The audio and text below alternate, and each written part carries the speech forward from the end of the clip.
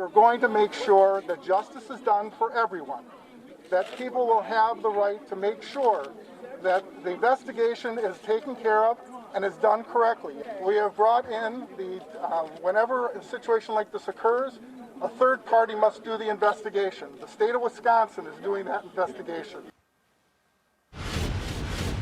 That's the mayor of Kenosha, Wisconsin, addressing the public. And we know what happened. I mean, you saw the still frames from the video that's gone viral of the shooting death of Jacob Blake. Is he trying to pick up the weapons to shoot at the police?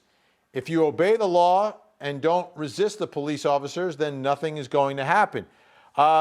Gerald, we have no idea what's inside the car. We know he sort of bends over after he opens the door. No reports of any weapons anywhere yet. We haven't heard about them. But what do you think about this line? If you obey the law and you don't resist the police, then nothing's going to happen.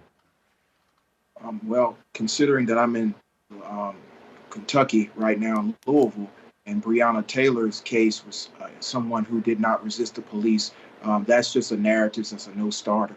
In this particular case, we don't know all of the facts, but what we do know from social media accounts of things that have been released by individuals who claim to be the attorney for the family, we know that this individual was a person who called the police after, the police were summoned to he was breaking up a fight, and then he was walking away from the police. So they had several levels of de-escalation they could have done, verbal commands, a taser, but they escalated to 7 shots to an individual who we know at this point was unarmed with 3 children in the back of that vehicle. So I think that there needs to be a level of transparency by the force to release all of the information so that the public can get a full understanding of what happened.